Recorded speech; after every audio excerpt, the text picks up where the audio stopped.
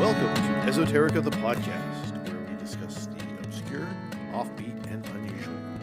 I'm Chris Schultz. And I'm Aaron Latos. And we're doing something just a little bit different today.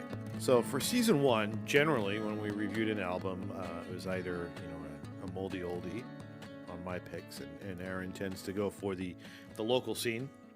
So today, not only are we doing an album that's new to both of us, we also bringing in the songwriter on this to discuss with us. It was a pleasure to have a part of the songwriting process join us and involve us in what made the album what it was. Yeah, hopefully a trend that we can continue. Nudge, nudge, wink, wink to all the people out there whose albums we talk about.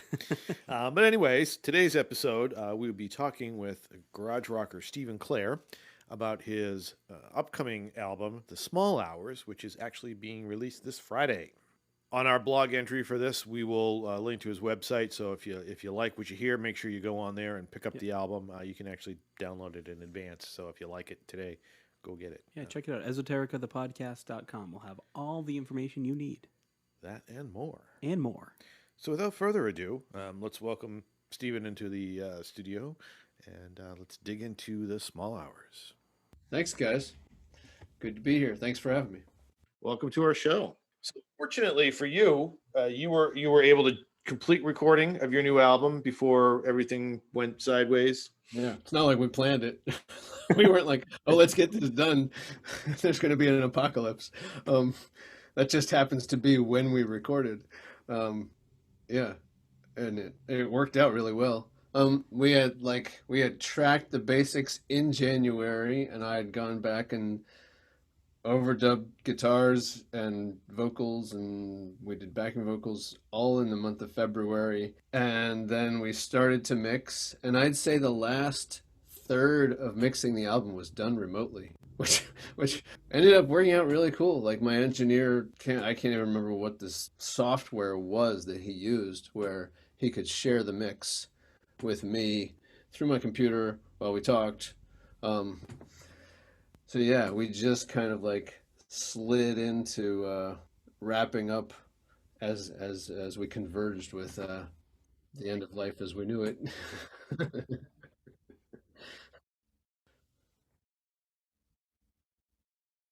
So your first song is "Come Down."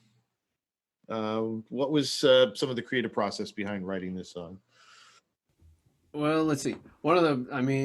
As an exercise in writing, as far as the lyrics are concerned, one of the things that's really fun about that song is that the verses are written in, each of the three verses are written in a way, or four verses, where the first line is one word, and the next line is that word plus another word, and the next line is those two words plus another word. So I keep adding a word on, to the end of that phrase, which is interesting because it reveals itself over time, but also the meaning can change, and that was a really fun aspect of that kind of writing. I like to give myself specific rules, or when it comes to writing songs, just push myself in different directions, and that's a rule that was given to me by another songwriter who teaches songwriting. I also teach songwriting classes, which is super fun and super rewarding, and we can talk about that too if you want. So that's how the verses are assembled. And then the other thing that, that song is like I don't know, it ended up at the beginning of the album just because of its like snappy little pace, but it also it gives you a sense of the sound of the record too, I think, because one of the things that I set out to do, and I think we did a really good job of, was capturing this particular trio, myself and Daria Grace, the bass player, and Aaron Latos, the drummer, who they both played on the last record. And after the last record, most of the gigging and most of the touring that we did was as a trio, just for economy's sake. But I also really like trios. So we had just become this lean, mean fighting machine as a trio. So I really wanted to capture that and kind of all that I thought we were capable of on a record. So I kept, the record is concise in that way, that it's this trio playing this hodgepodge or variety of songs that I'd written, in the last half of 2019. So I think that's also it's a strength of this song, and it's a strength of the record, that it's all kind of built around, or presented by this trio sound. Even where there are additional guitar tracks overdubbed, there's still this sort of like the core sound of those drums being played by that drummer and that bass being played by that bass player, and there's this like Fender Telecaster sound that I play that's pretty much throughout the record. So that's kind of like those are the threads, I guess, that go through the whole record.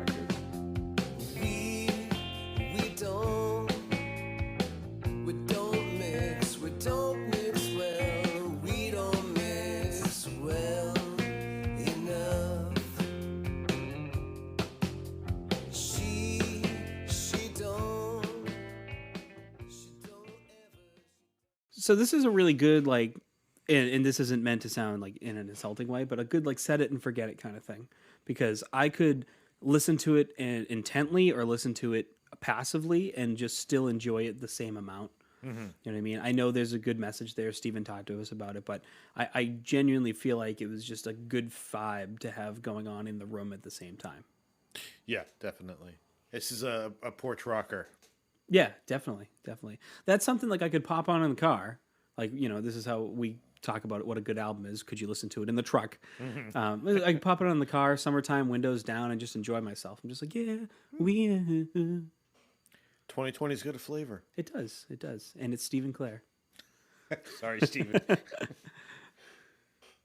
The second track is This Thing On. Social media we're talking about? We are.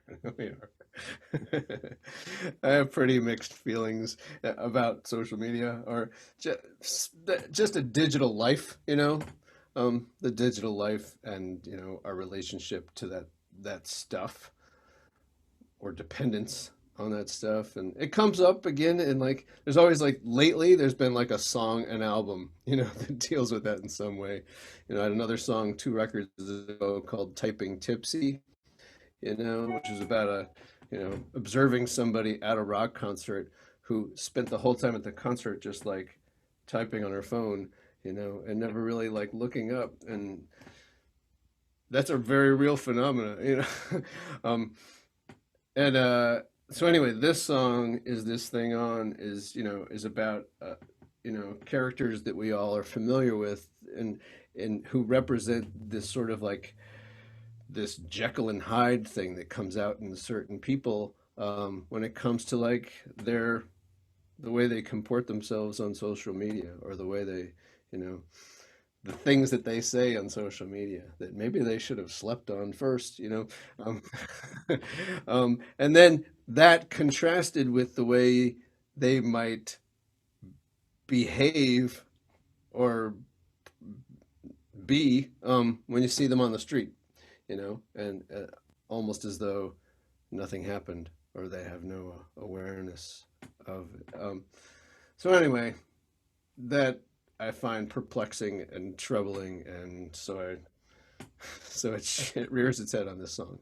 It's pretty much the focal point of this song, and that's kind of a ripping, kind of post-punk, pop-punk kind of, I don't know, thing.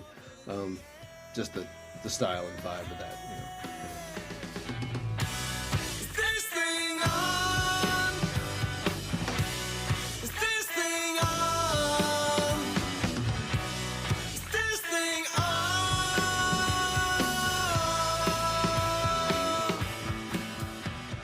You can get out of bed. Bit of a Tom Petty vibe. Yeah. Picking up on that. Lyrically, at least. Yeah, and there was like sort of that nasally tone kind of thing going on that Tom Petty always had. Rest in peace. Also, the beginning riff reminded me of the song "Steady as She Goes" by the Raconteurs, right? Yeah. It's just this like ba ba ba ba, really twangy kind of tone. I almost got like a Beatlesy kind of thing with the chord progression going. I think it kind of had this tone that just fit that genre almost. Yeah. I don't know, but for that reason, I think it just made it a fun jam to listen to.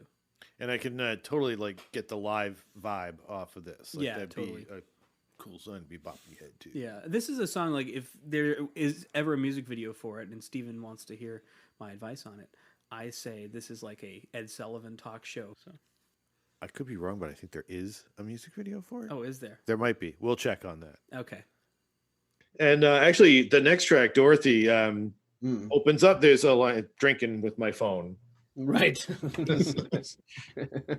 Along the same theme. See, these songs go together more than I realized. So Dorothy is the song on the album that really pleasantly surprised me in so many ways. It has a vibe and a style that I hadn't really like written in or put across on an album before, and it feels really, really good. It's a it's a bossa nova, the rhythm of it, and it tends to use some jazzier chords than is typical for me in my own songwriting. So it has a pretty great flavor in this atmosphere, this vibe, and it's got more acoustic guitar on it probably than any other track on the record. And like when we sent the record out to people, we suggested certain tracks. This was not a track we suggested, but it's a track that's really proving to have resonated with people, or it is resonating with people. And I've also found that in performing it, like people want to talk about that song after I've played it, or they want to hear that song again. So that's kind of cool. Go into a show alone. Have a drink with my phone. Sometimes you will come along. So Dorothy, we don't know who Dorothy is necessarily. I mean, other than dissecting the message of the song, specifically who this Dorothy person is. I've been picturing the whole time like the Wizard of Oz. Yeah. But I got a Dire Straits Sultans of Swing vibe the entire song. Interesting. I almost picked for a moment there. I was thinking of Wicked Game, Chris Isaac. But it didn't sound anything like that. I don't know. Something in the back of my head. And I felt, I'm not saying Steven stole anything because he absolutely didn't. But you do get that kind of like boo, brr, doo kind of vibe in there. That same flow of the music, Bossa Nova. Now, Yeah. so I remember Bossa Nova as a setting on my Casio keyboard. I never really heard it in a song, or if I did hear it in a song, I wouldn't like say, "Hey, that's Bossa Nova." So Right. I love that he pointed that out because now I know. Yeah, it's got this like 1940s lounge, like smoking lounge vibe. Like I feel like if you lived in the 40s and you were just going to a smoking bar, that's like what you'd be doing. It's kind of funny that you said that because one of the things that stuck out for me in the song is the line about her old man wanted to know how I was going to make some dough. So I've had 3 long-term serious relationships in my life, and in none of those did the girl's father like ask me what my plan was to make money. But I know that was a thing. So Yeah. that's probably more of a throwback to like the 40s or 50s, maybe. Right. And all right, so the next song is a song about chicken love. Yeah, that's exactly what it is. So, was there a particular chicken that inspired this, or? No.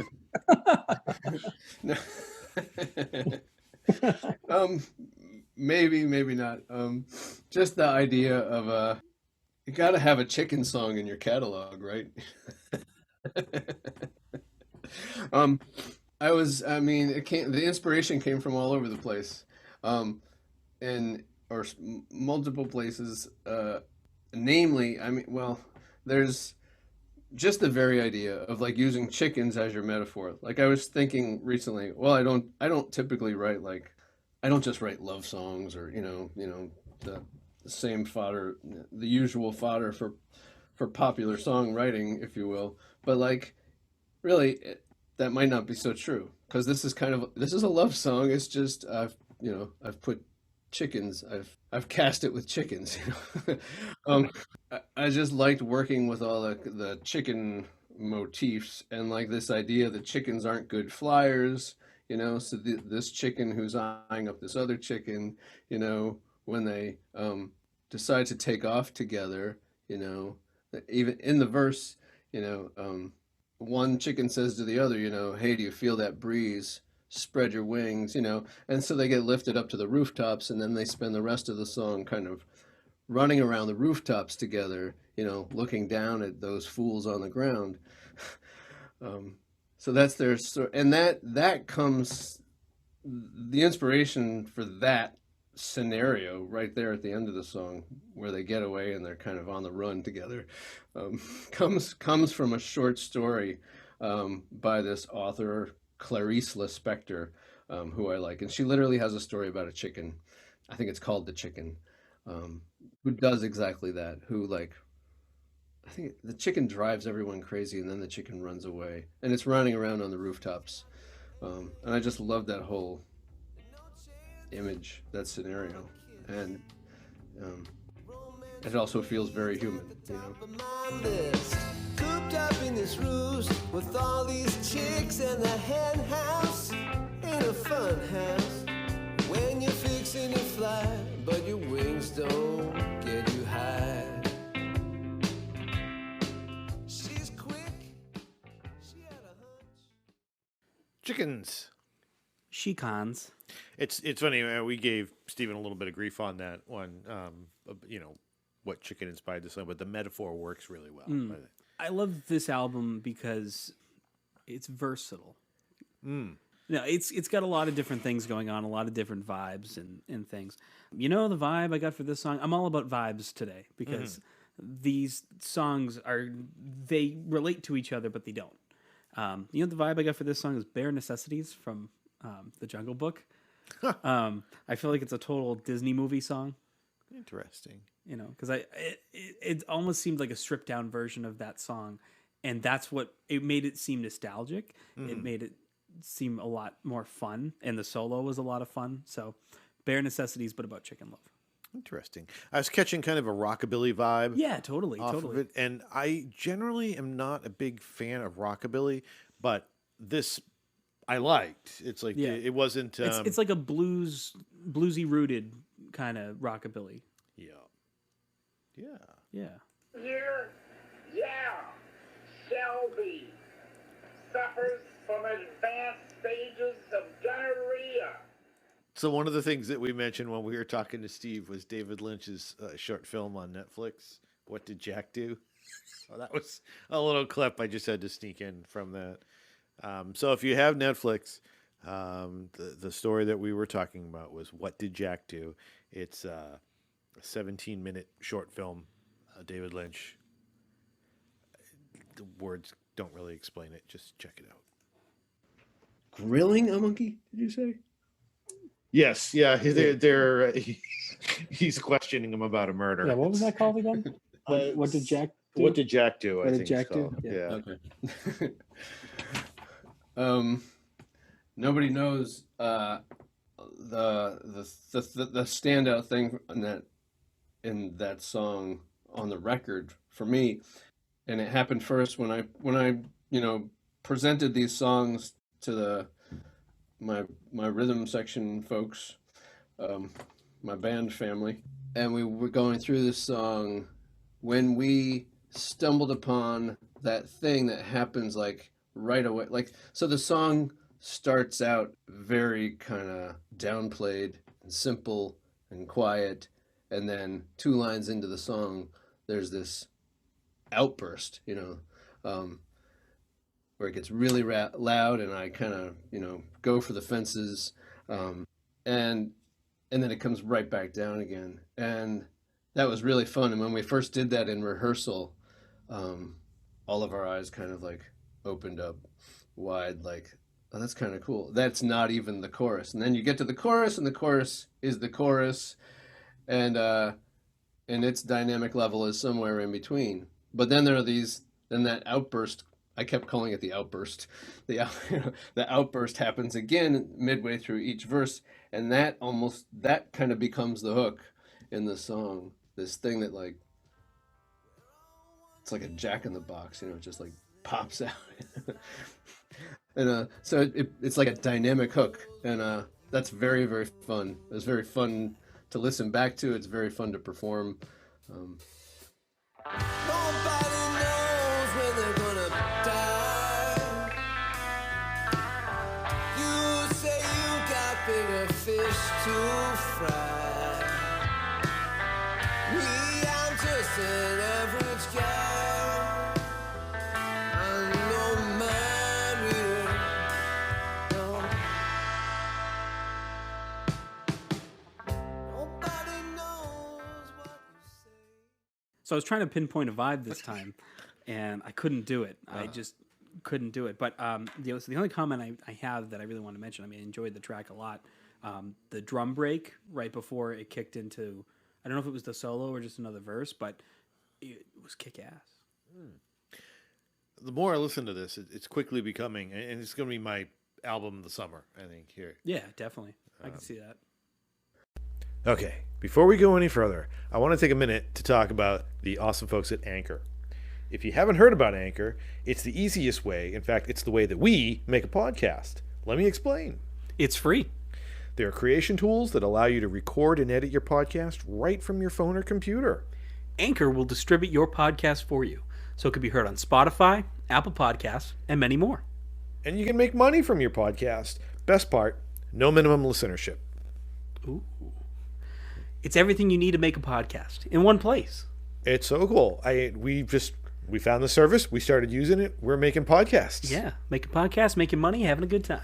So listen, you want to get you out there. You want to be heard. Download the free Anchor app or go to anchor.fm to get started. Thank you. And your next track, Marie, was very interesting. So you're singing about Marie Curie. Right. What inspired you to write about Marie Curie? I can't even remember, other than I must have read something about her.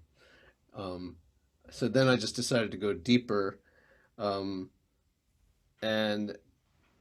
also just like she's a powerful woman, and I decided to write it. And this is where you take some poetic license when you do this sort of thing. Like I did real research, and at the same time took it upon myself to write the song from the point of view of her husband, who's also a scientist, a renowned scientist, and it was just, and it's one of 2 or 3 tracks that kind of go into this minor kind of noirish kind of vibe that show up in different points in the record, and that's part of the reason why I landed on the Small Hours title, because as I looked at the group of songs, as disparate as they are, increasingly I kind of like started to think about them as like either happening in those quiet hours, late at night, early in the morning, or being thought about or worked over, in that time. So that kind of became the thing for me that all the songs could identify with that kind of place. Lots of shadows, minor key. So yeah. So Marie is, and it's also, Marie has a ton of words. And it's kind of almost like a mantra or something, this kind of like list of things. Another thing that happens in the outro of that song, like talking about the trio and the sort of potency of the trio that I really like is that it's very easy to kind of organically come way down and pull back and be kind of quiet and then just like explode. And because this is sort of like a mid-tempo kind of relentless, minor, moody thing, and then in the outro it goes a little crazy horse almost. It goes a little like bombastic. Um, so like the outro in that song is another one of my favorite moments on the record. And a lot of what I did to get that I think was really effective is I asked these guys, the other players, to when we went into the studio to track their parts, to track the bass and drums, I asked them to play as though I wasn't going to be doing any overdubs. Like just play, like fill up the space, play as if we're playing live. And they really did that, and I think we captured that in these songs.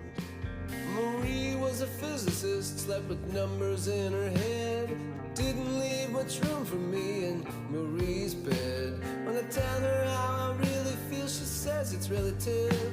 She opens up the curtain, the sun comes pouring in. She says that light's been traveling since the dawn of man. She tells me where I'm going is exactly where I've been.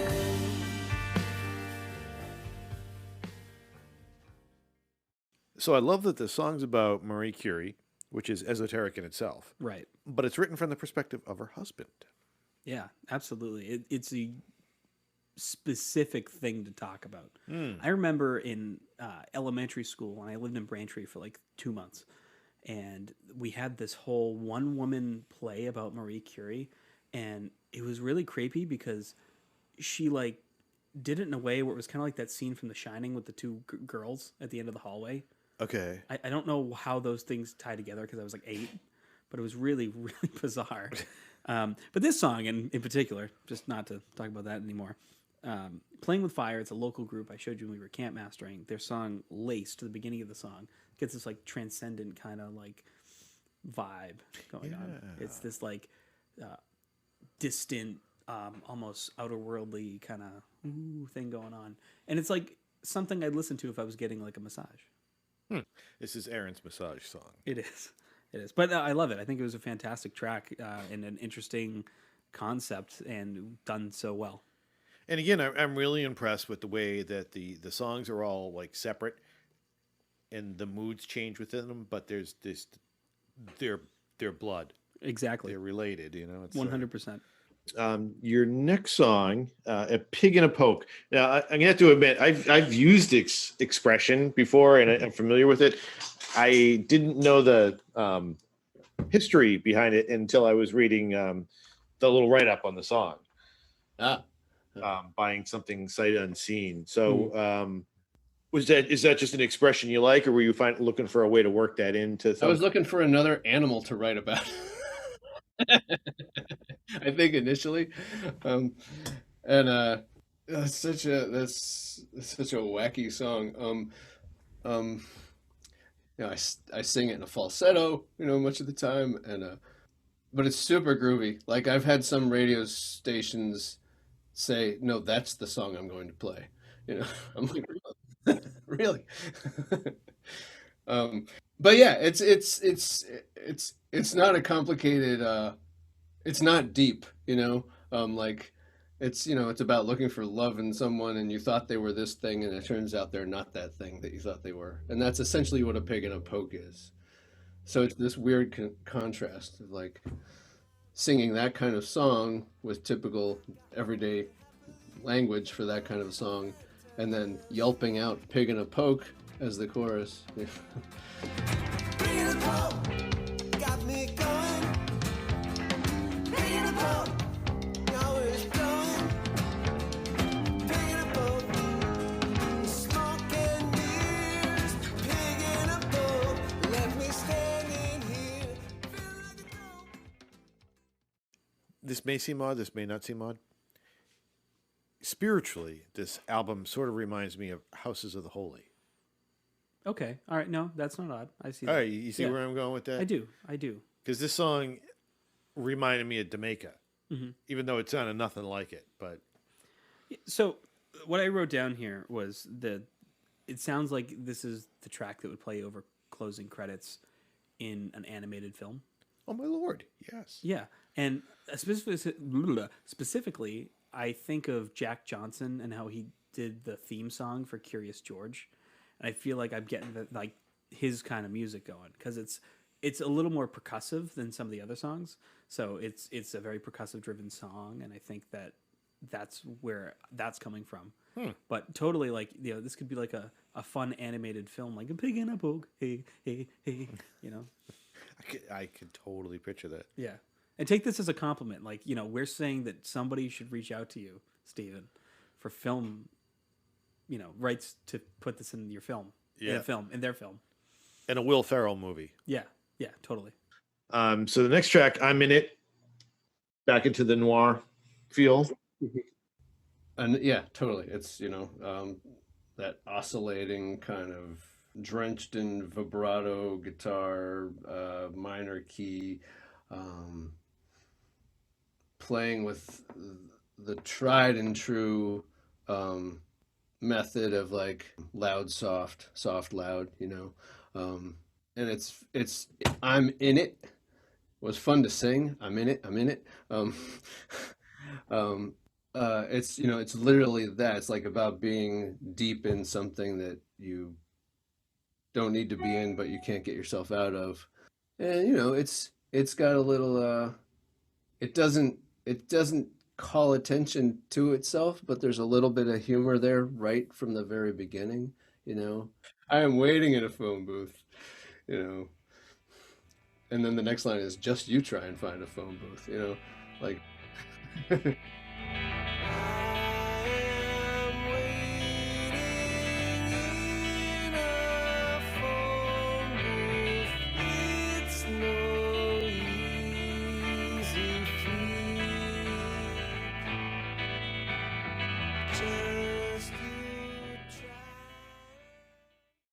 I totally get what Stephen meant when he was saying, it was kind of fun singing that. I'm in it.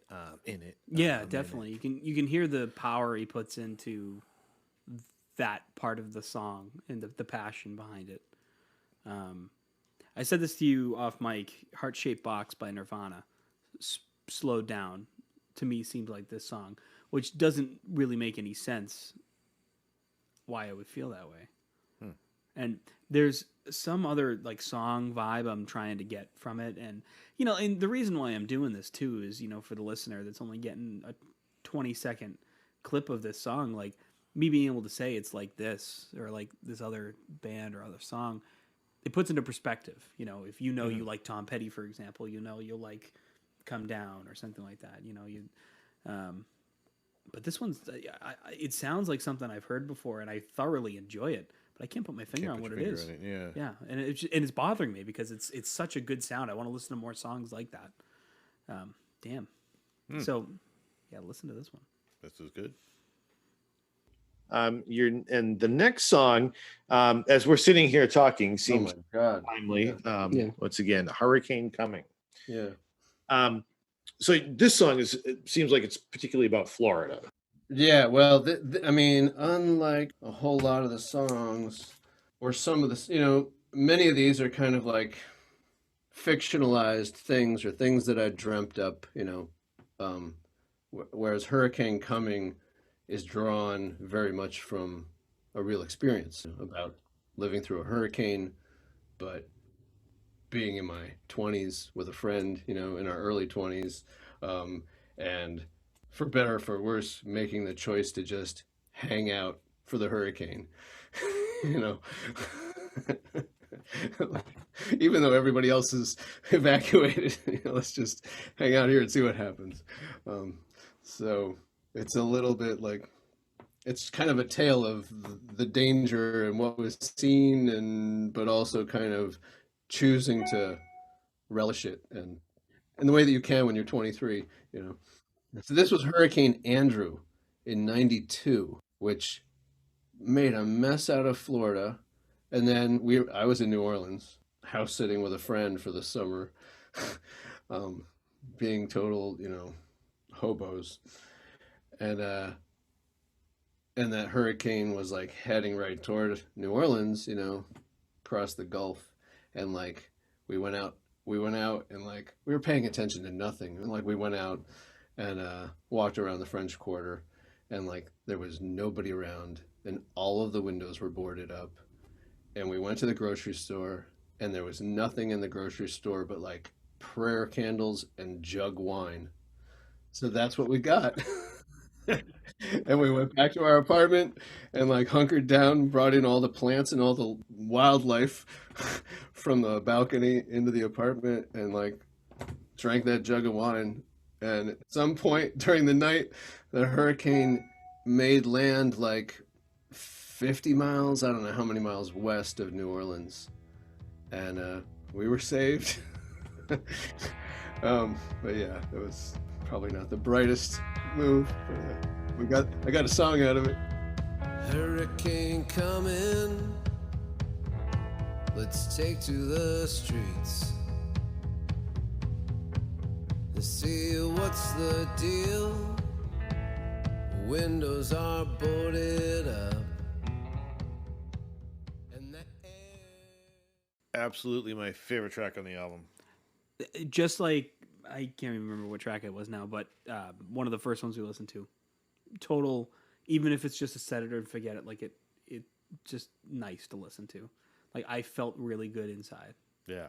I was singing along. Bob Dylan. Did you hear a Bob Dylan in there? Okay. Yeah, sure. You didn't, but I did. I heard a little Bob Dylan influence, maybe. Maybe not. I don't know. I heard some Stephen Clair in there. Ha! Shut up. No, yeah. Loved it. Thought it was good. I have a burp coming. I'm sorry. The next track, Fate. So there's like a trilogy of noir songs on here. There is. That wasn't even intentional until I looked back, you know. Mm-hmm. And it's nice that there's three of them and there's a punctuation in between them, which it gives a nice flow. Yeah. Yeah, this one is super like ethereal and so fate, the idea of fate becomes personified, you know. The fate becomes a character. I don't know. It's like fate, what are you doing to me? You know? One of these nights, I smell fate. I'm not so sure. This so-called plan. Oh, I'm not proud. And I don't think I'm to blame. So again, I got a vibe like laced from Playing with Fire, which we talked about earlier with the other song that we listened to. I can't remember which one it was now. But it was just this like, you know, kind of loose, horrible analogy, but I'm going to use it anyway. Think about when you're making meatballs. You don't want it to be too dense. You want it to be like a nice, loose ground beef. Okay. And I feel like all the parts of that song are the ground beef just separated together, and it made it the perfect mix of meat for your ball. No, a great song. I really enjoyed it. I really enjoyed the vibe. Again, I love what I love about this album is the set it and forget it or listen to it. You're going to enjoy it no matter what. No matter what kind of music listener you are, there's something in here for you. So and every now and then it just reaches out and grabs you. Yeah. As strange as a metaphor as the meatball is, I get it. Like that makes sense. Maybe we're just hungry. So the closing track on your album, Cheap Date, kind of speaks for itself. Right. Yeah. I think we've all been there at some point. Well, this is told from the perspective like the guy who, or the person who is trying to sell themselves as like, I'm a lot of fun and, you know, we can have a good time for nothing, you know. So let's go to an art opening and drink wine and eat grapes and and it's super goofy. I mean, it's a really, really playful, raucous, rocking track. There's a goofy video that will go with that too.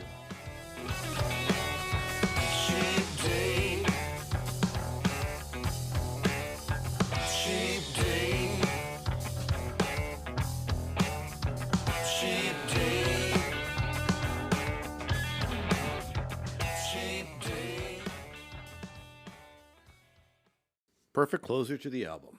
Yeah, it's just a fun song. You know, it makes me think of My Chemical Romance, their last album, Danger Days. The True Lives of the Fabulous Killjoys, or whatever it's called. It's a concept album about 2019, and there's some like thing taking over the world. I know you just know the whole thing.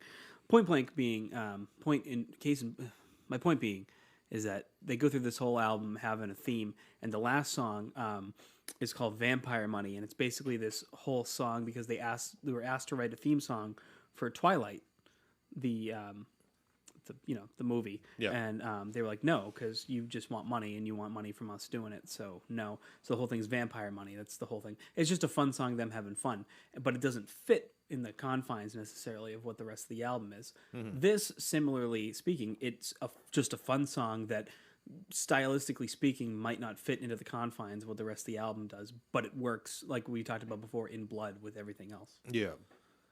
Well, Stephen, thank you very, very much for taking the time to talk to us today. Thank you. It's been a pleasure. Remind everybody. I'll check out more of your show. I'll check out more of your podcasts.